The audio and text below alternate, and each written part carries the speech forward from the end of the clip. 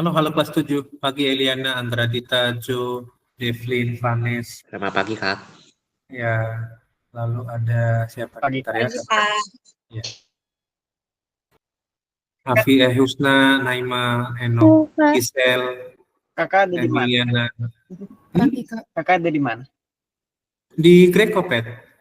Oh iya. Nah, Rion, Greta, Ekles, Eslin, Vanes, Samuel, Hafiz. Selamat pagi semuanya. Ada yang belum kabar siapa hari ini? Karin, Emiliana, Christopher, oke. Samuel Amona. Selamat pagi semuanya. Menjelang siang ya. Pagi menjelang siang nih. Di Bandung mendung-mendung gak jelas cuacanya. Oke, kita orang pimpin doa dulu yuk. Pak Bandar minta. Oh, Vanes lagi di ini Greco juga nih. Mengawal Dede ya. Oke, yuk. Pak Bandar minta satu orang dong pimpin doa. Siapa yang bersedia buat pimpin doa? Silakan. Ada yang mau pimpin doa dari tadi? Pagi Kevin, Marina, pagi Shalom. Kak Bandar minta ini deh. Siapa nih? Husna, pimpin doa Hus. Semuanya sebelum pembelajaran dimulai, alangkah baiknya kita berdoa terlebih dahulu. Berdoa dimulai.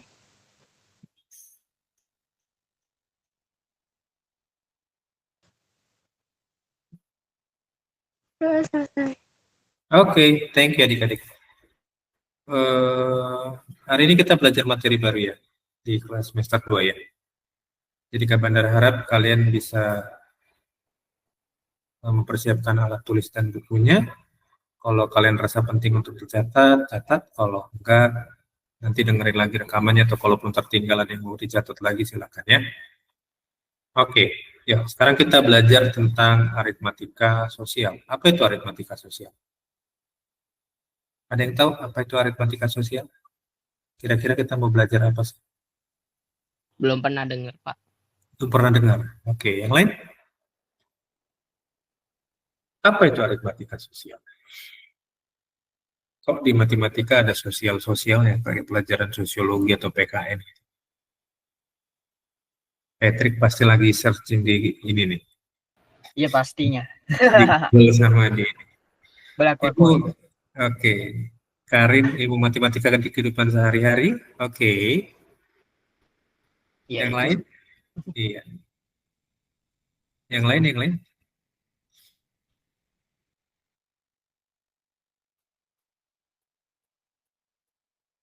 Aman ya? Oke. Betul jawabannya Karin. Jadi beberapa penerapan matematika di dalam kehidupan sehari-hari itu adalah matematika sosial. Ya, nanti kita akan berhubungan dengan istilah-istilah yang sebetulnya sudah familiar dengan kita sendiri. Apalagi kalau kita yang suka jalan-jalan ke mall, lihat promo, gitu.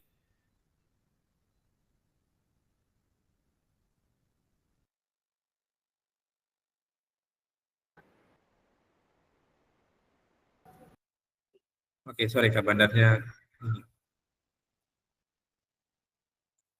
Atau kita biasa misalkan lihat-lihat flash sale di ini ya, di berbagai toko-toko elektronik gitu ya, atau aplikasi-aplikasi belanja di handphone. Nah, kita akan belajar tentang ini, jadi kita akan ngomongin duit dan banyak hal di aritmatika sosial. Siapa di sini yang sudah pernah belanja secara online ataupun di mall? Ada yang sudah belanja sendiri? Pernah coba? Dipercayakan orang tua beli sepatu sendiri atau beli baju sendiri? Ada? Atau ada mungkin orang tuanya yang punya warung atau toko atau supermarket mungkin? Ada? Belum pernah dikasih belanja sama sekali ya? Minimal ke warung dekat rumah atau ke Indomaret atau ke Alfamart gitu. Adik-adik pernah coba? Belum pernah? Indomaret sih aku sering ya. Indomaret sering ya. Yang lain? Lawson biasanya. Oh, Indomaret. Lawson. Oke. Anak hukum ya. Biasa beli miswe. Lawson itu pengertiannya anak hukum ya. Aku Alfamart. Nggak bercanda, nggak benar Lawson tuh. Itu dari franchise dari, kalau nggak salah dari mana sih, Pet? Anak Dari luar ya? jaksa. Iya dari luar. Dari luar kan ya, Lawson? Dari luar.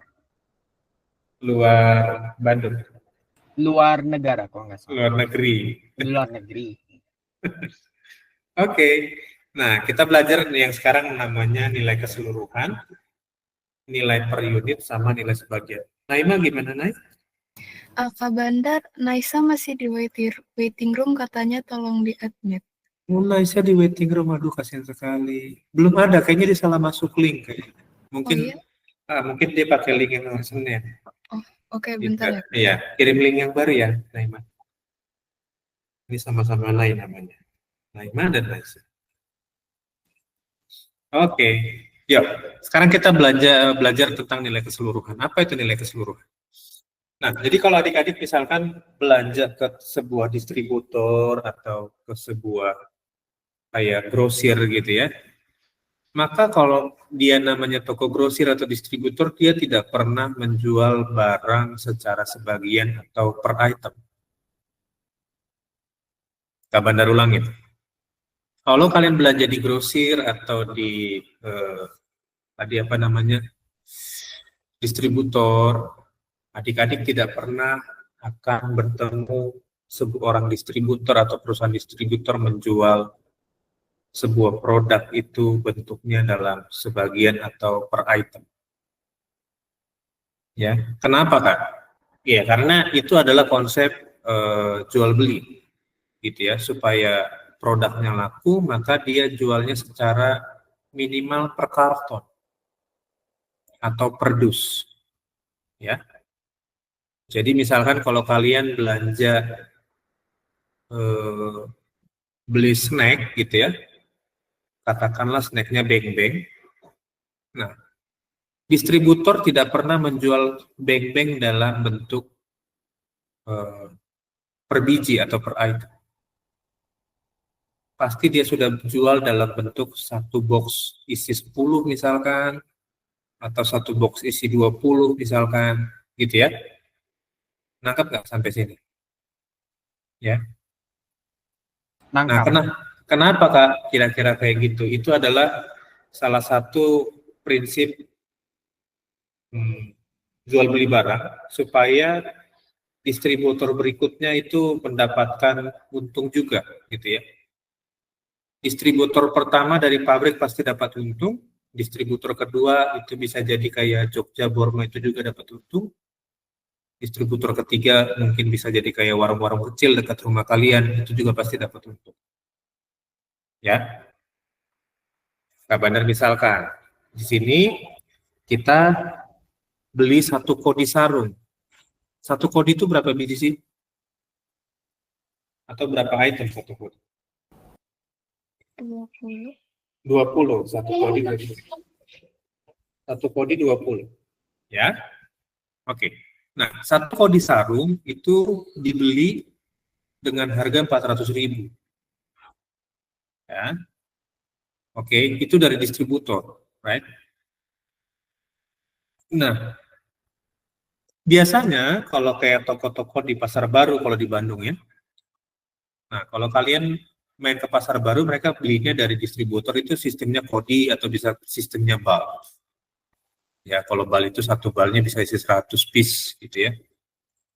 Nah, kalau mereka jual lagi ke konsumen, itu sudah pasti mereka ambil untungnya, hitungnya per item. Ya. Kak, range untungnya berapa? Itu masing-masing tergantung persaingan di pasar. Semakin murah harga yang diberikan oleh sebuah toko, maka itu akan menarik banyak konsumen. Jadi kalau kalian suka berdagang, semakin murah harga yang kalian tawarkan dengan kualitas yang bagus, maka toko kalian sudah pasti itu ramai dengan konsumen. Ya. Right? Beda Rp50 pun kalian pasti dikejar oleh konsumen. Karena hitungannya bukan satu item Rp50. Ya. Kita punya prinsip ambil untung sedikit tapi perputaran lebih cepat, itu prinsip marketing. Prinsip usaha tuh begitu, ya. Jangan ambil untung besar tapi berputarnya lambat. Kalau kalian nanti mau punya usaha harus begitu ya. Karena persaingan di luar tuh adalah persaingan harga. Oke? Kak, gimana ngomongin quality? Quality itu biasanya di nomor 2 kan. Selama produk sama dan kualitinya tidak sama, tapi harga kalian lebih murah, maka sudah dipastikan barang kalian yang akan lebih laku. Oke? Mindset Indonesia tidak pernah kejar quality. Ya, mayoritas orang Indonesia tidak pernah kejar quality. Ya. Yang dia jual adalah, yang dikejar adalah selalu entitasnya, harganya. Ya. Oke, Nata nanti bisa di-share sama teman-temannya ya di grup kelas 7 ya. Link YouTube-nya ya. Oke, nah, balik lagi ke sini. Kalau kira-kira kalian beli satu kodi sarung harga 400.000, kira-kira harga per sarungnya berapa per helainya? Nilai keseluruhan dibagi baik unit Iya, berapa tuh, Pet? 20.000. 20.000. Oke, kita terus di sini harga sehelainya 20.000 ya. Oke.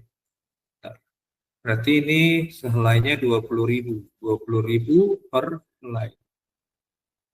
Oke. Nah, kalau misalkan kalian menjual atau misalkan boleh membeli secara 5 helai.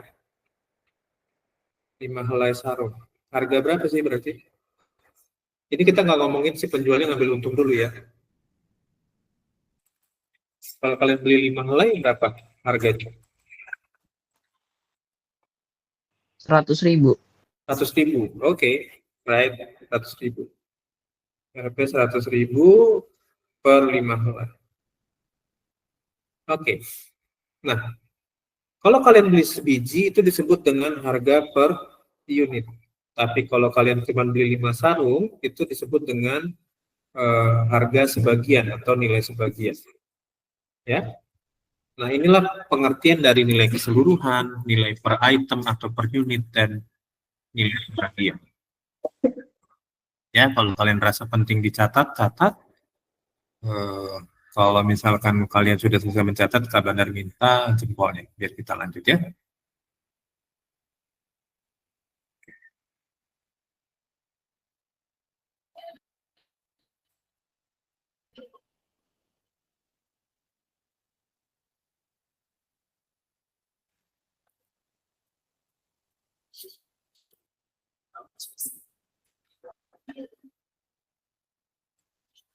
Kalau sudah kasih jempolnya biar kita lanjut ya.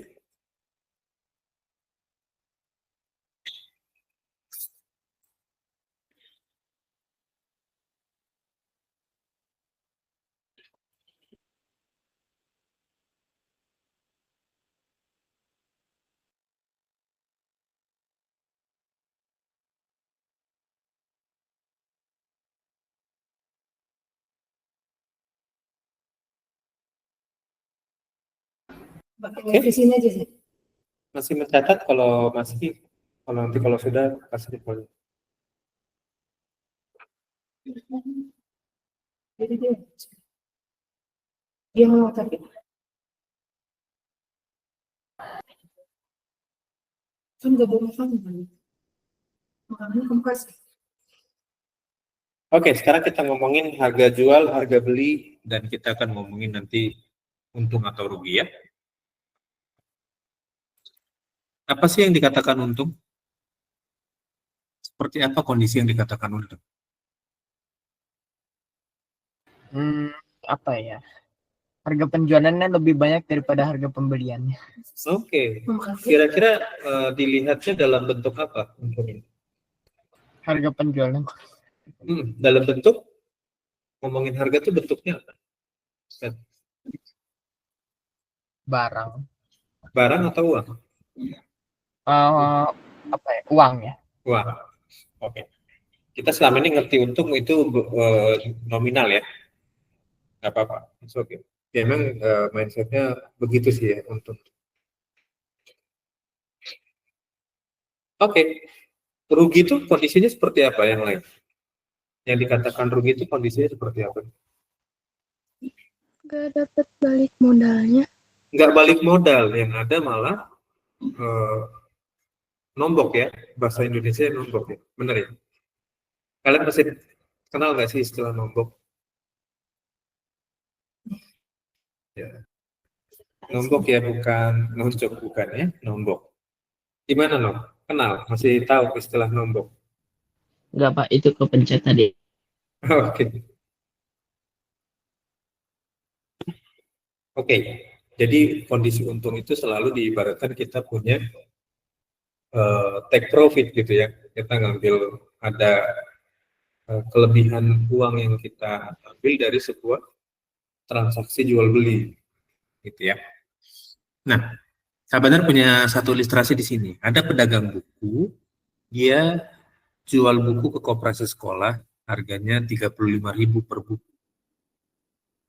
Ya, ada pedagang buku jual buku ke koperasi sekolah dengan harga 35.000 per buku. Kemudian si koperasi sekolah menjual lagi buku tersebut dengan harga 38.000 per buku. Oke. Nah, kira-kira si koperasi sekolah dapat untung berapa sih? Atau misalkan si sekolah itu rugi nggak sih kalau jual 38.000?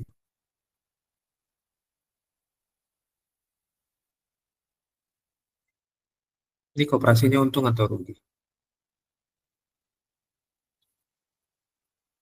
Kalau begini. Sekolah untung 3.000 per buku, kata Anggra.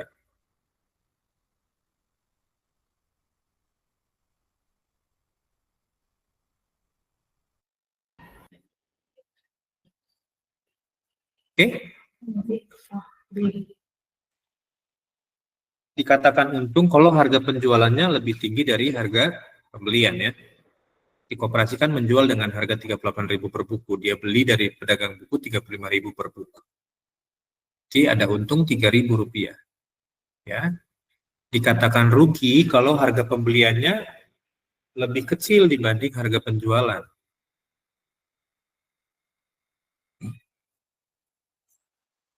Oke. Nah, dikatakan impas atau balik modal, ya, kalau dalam bahasa matematikanya, dalam bahasa ekonominya BEP atau break even point gitu ya. Jadi kalau seorang pengusaha punya usaha baru atau misalkan di apa, dia punya modal harus sacrifice di awal modal sekian ratus juta atau mungkin sekian miliar. Nah, dia harus tahu kira-kira modal ini BIP-nya di berapa tahun. BEP itu ngomongin break even point. Balik modal, belum bicara untung, baru bicara balik modal. Ya. Oke. Jadi jangan dikira pengusaha ataupun wirausaha yang membangun sebuah usaha itu langsung otomatis untung di bulan pertama dia buka. Enggak. Ya. Yang paling bagus dan paling cepat biasanya di 5 sampai 10 tahun. Ya. Gitu ya. Nah, sekarang sistemnya dibalik. Jadi kalau kayak kalian tahu dulu awal-awal 2015 Grab dan Gojek ada di Indonesia, mereka tuh nggak mikirin ambil untung dulu. Mereka justru bakar uang. Istilahnya bakar uang itu mereka tebar promo yang banyak untuk mencari pelanggan. Ya. Setelah pelanggan ramai dan aplikasi mereka dikenal, maka sekarang mereka udah nggak ada lagi sistem bakar uang. Yang dibakar sekarang adalah drivernya dibakar dengan tarif yang kecil. Beneran? Ya. Jadi mereka sudah nggak mau lagi bakar uang. Mereka waktunya sekarang take it profit gitu lah ya. Karena sekitar 4 sampai 5 tahun mereka tuh bakar uang gila-gilaan. Ya. Nah, itu prinsip sebuah orang yang bangun usaha sekarang persaingannya tuh ketat banget ya.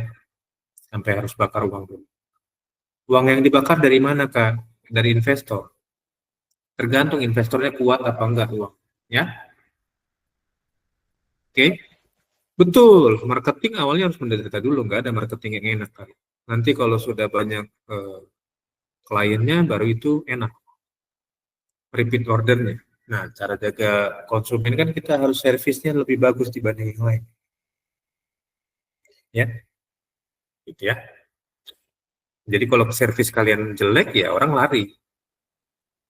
Nggak akan mau lagi beli dengan kalian. Kalian jawab ketus saja, udah konsumen kabur. Atau kalian slow respon aja. Gitu ya. Dunia beradu dengan kecepatan sekarang. Ya. Jadi kalau kalian lambat, ya udah tertinggal jauh. Atau bahkan mungkin kalian bisa seleksi alam. Seleksi alam itu bisa kalian ditinggalkan oleh teknologi, oleh kecepatan pertumbuhan ekonomi gitu. Jadi Kak Bandar harap kalian bisa berpacu dari sekarang. Ya, sekalipun masih kelas 7, betul, minimal kalian punya, karena nyari konsumen itu susah-susah gampang adik-adik. Ya, servicing dalam konsumen itu lebih baik, harus kalian tingkatin. Ya. Kelebihannya apa pasti konsumen tanya. Kalau ngambil di kamu, kelebihannya apa? Dulu ada istilah pembayaran tempo 1 bulan. Tapi sekarang ada istilah lagi tempo pembayarannya 3 bulan. Makin ngeri ya tadi. Ya. Jadi kalau kalian kayak inilah ya, kalau Kak Badar bilang kayak snack-snack yang kalian makan atau kalian lihat di TV-TV. Dulu kalau mereka sebar barang ke warung-warung atau ke toko-toko, itu mereka kasih waktu deadline 30 hari pembayaran. Jadi mereka ngedrop barang, bisa dibayar 30 hari kemudian, itu nggak masalah. Namanya pembayaran jatuh tempo itu. Ya, itu biasa. Tapi sekarang lebih parahnya, itu sudah sampai 3 bulan mereka kasih. Bayangin persaingannya sampai segitu. Kabarnya nggak tahu, mungkin nanti bisa sampai 6 bulan mungkin, atau sampai 1 tahun. Gitu ya. Nah, makanya kalau kalian nggak bisa kasih servis yang bagus, ya konsumen kabur semua. Kekuatan sebuah perusahaan itu ada di marketing. Jadi pinter-pinter marketingnya. Jadi kalau perusahaan tidak memperdulikan marketing, ya habislah perusahaannya. Gitu ya. Maksudnya habis dalam tanda kutip, dia punya produk nggak akan laku. Karena marketingnya tidak disejahterakan. Gitu. Nangkep ya? Jadi kalau kalian ada mental mau berusaha, harus perhatikan marketingnya. Strateginya seperti apa, kesejahteraan marketingnya seperti apa. Ah, nggak wajar dong kalau misalkan marketingnya gajinya lebih tinggi dari direktur atau dari manajer. Kalau penjualan dia bagus, why not? Marketing hidup bukan dari gaji pokok, tapi dari persentase penjualan. Ya, dia mengharapkan komisi. Itulah fungsinya marketing. Kalau dia mengharapkan gaji, dia nggak perlu jadi marketing. Dia jadi staff aja, gitu ya, atau jadi akuntan gitu. Gitu ya.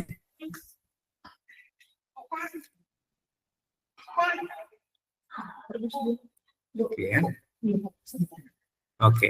Nah, itu ya sedikit tentang dunia usaha. Jadi kalau kalian tertarik dari sekarang kalian geluti belajar tentang marketing, nanti pasti kalian bisa punya usaha yang baik. Nah, ini dia. Ini cara menghitung persentase untung dan rugi. Silakan dicatat. Ya. Lalu kemudian kalau nanti kalian ketemu soal, kalian bisa terapkan ini, konsep ini di soal yang ada nanti kita mau bahas ya. Iya. Oke.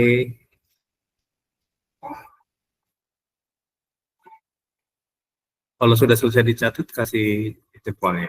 Ya.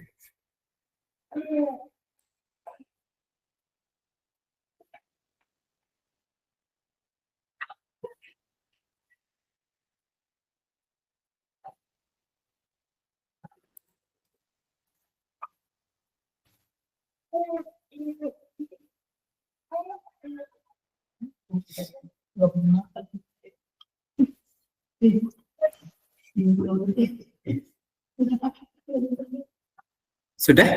Kalau sudah, Kak Badar mau kasih satu soal.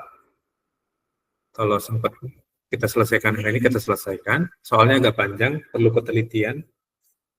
Cukup satu soal aja, tapi ini panjang ya. Oke, Kak Badar keluarin sekarang atau sebentar lagi? Masih ada yang nyatet? Masih ya? Oke.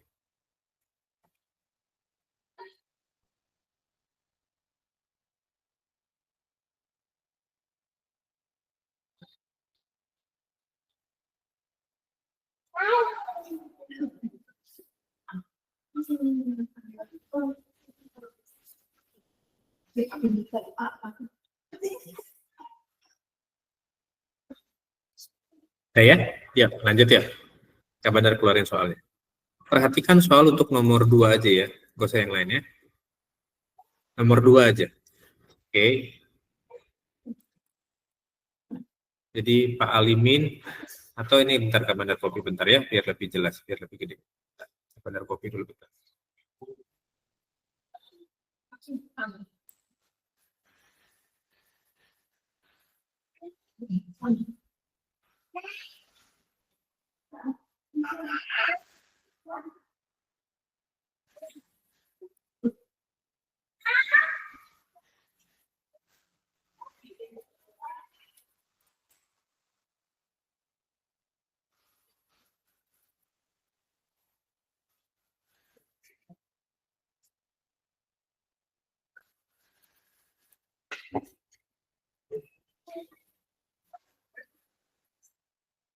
Oke, ini dia soalnya. Coba adik-adik cari dan perhatikan apa yang ditanya dan apa yang diminta dari soal tersebut ya.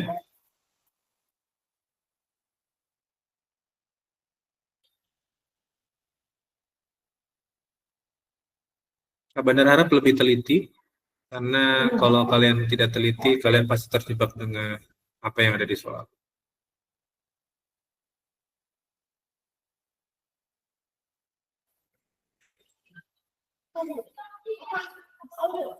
Oke, apakah soalnya sudah jelas terlihat? Lebih besar dibanding yang tadi? Ya, oke. Kak Bandar kasih waktu 10 menit ya. Kalau nanti ada yang mau jawab A, B, C, silakan ya. Kak, Mhm. eksemplar itu apa? Eksemplar itu per lembar. Oh, oke. Per lembar. Jadi kalau kertas itu atau buku itu dihitungnya dia namanya istilahnya eksemplar, bukan buah, bukan biji. Bahasa ekonomi ya. Iya, buku Oke, itu oke. istilahnya eksemplar. Ya, kertas juga eksemplar. Kak. Ya, gimana Sam? Kerjanya cuma satu semua ya. Iya, Sam mau kerjain semua boleh, mau satu poin yang A atau B atau C juga boleh. Tapi itu berurutan sih Sam. Jadi kamu bisa langsung cari yang A untuk dapetin yang B dan C. Itu. Ya, jadi itu nanti sekali jalan semua dapat jawabannya tiga-tiganya. Kalau kamu jawab yang A, yang B dan C juga ketahuan. Gitu Sam. Ya? Oke, makasih. Iya.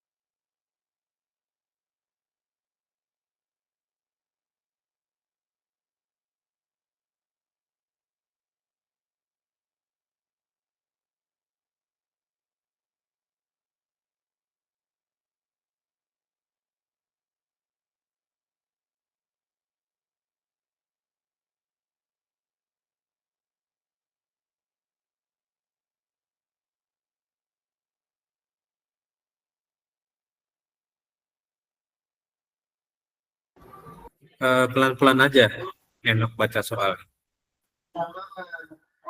Pelan-pelan dari atas, apa yang diketahui, nanti baru baca pertanyaan. Ya, Oke, Pak. oke.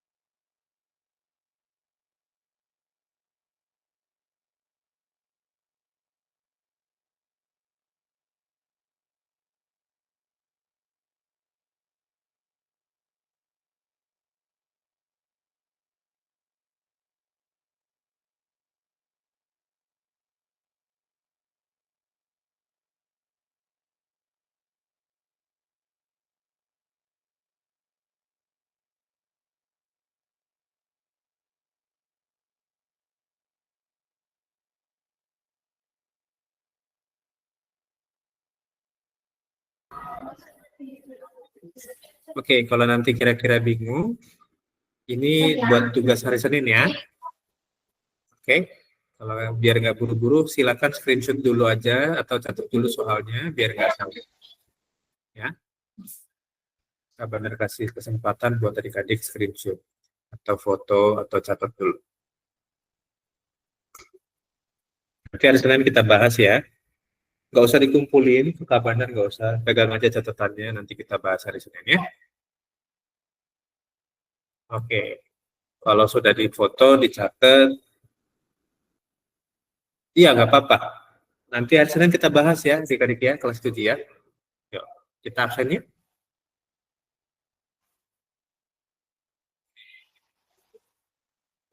Tidak, Kak.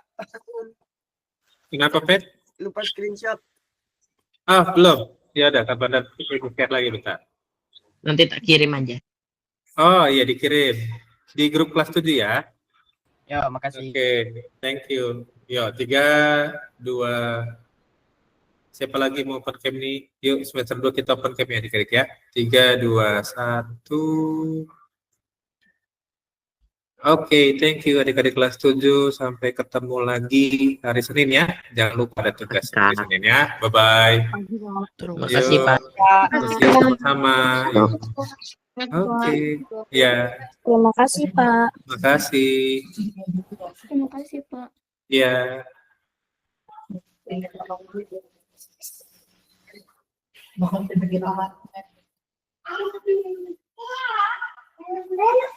Apa?